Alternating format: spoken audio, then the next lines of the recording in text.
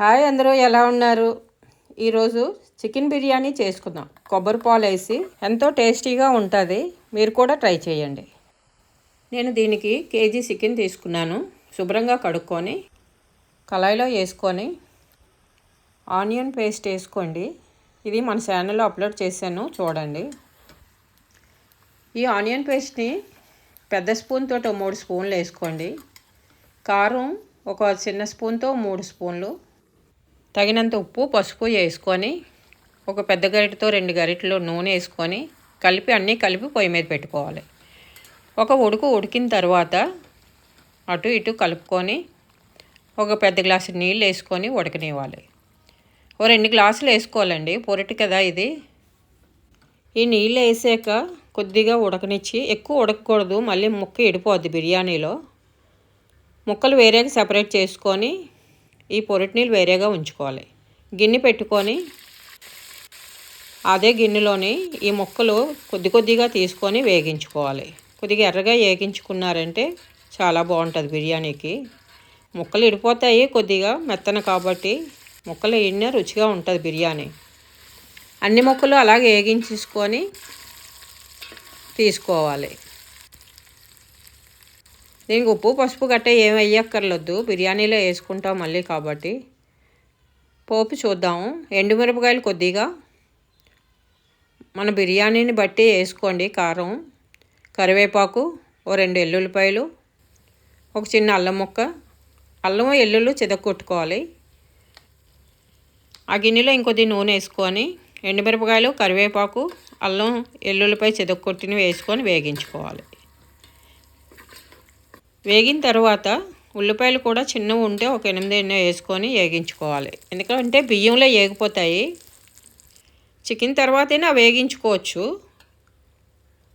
బియ్యం వేసుకొని వేగనివ్వాలి. బియ్యం వేగుతున్నప్పుడే ఈ బియ్యానికి సరిపడినట్టుగా ఉప్పు పసుపు వేసుకోవాలి. కొద్దిగా వేగుతున్నప్పుడే గరం మసాలా వేసుకోవాలి. ఆ వీడియో నాది మిస్ అయ్యింది. గరం మసాలా 2 స్పూన్లు వేసాను.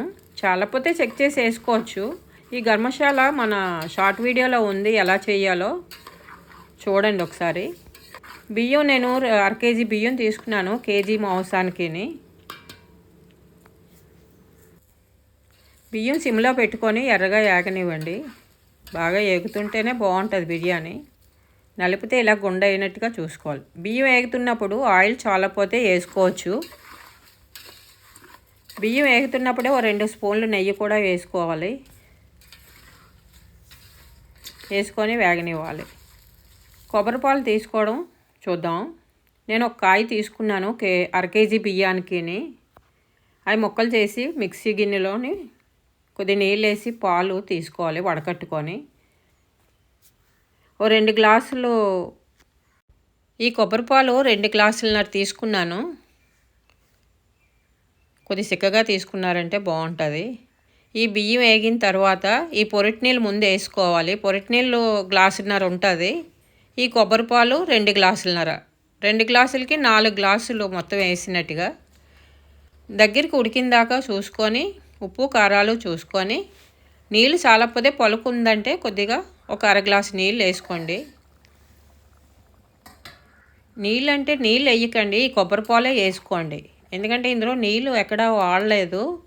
మనంటే కొబ్బరి పాలు తీసుకునేటట్టు నీళ్ళు వాడాం, కానీ మామూలుగా నీళ్ళు వేయం. పొరటి నీళ్ళు కొబ్బరి పాలే మొత్తం బిర్యానీకి అంతటికి. అలా దగ్గర పడిన దాకా కలుపుతూ ఉండండి, అడుగు అంటకంటాని. గరం మసాలు ఘాట్లు ఏవైనా చాలపోతే వేసుకోండి. కారం ఇందులో వేయకూడదు. ఇలా దగ్గర పడిన తర్వాత కొద్ది సిమ్లోనే పెట్టుకొని ఉడకనివ్వాలి. అడుగు అంటకంట కలుపుకున్నారంటే రుచి బాగా ఉంటుంది. కొబ్బరిపాలతో చేసిన రుచే వేరు. అందుకే కారాలు ఘాట్లు కొద్దిగా ఎక్కువ వేసుకోండి. పొరటి నీళ్ళలోనే కారం కూడా వేసుకోండి, బిర్యానీలో కారం వేయకండి. గరం మసాలా వేసుకుంటే బాగుంటుంది. అందుకే కాకపోతే ఎండుమిరపకాయలు ఎక్కువ వేసుకోండి. అలా దగ్గర పడిన దాకా ఉంచుకొని మూత పెట్టి సిమ్లోనే అలా ఉంచుకోండి. కొబ్బరి పాలు వేసి చికెన్ బిర్యానీ రెడీ. మీరు ట్రై చేయండి. ఎలా ఉందో కామెంట్ రూపంలో చెప్పండి.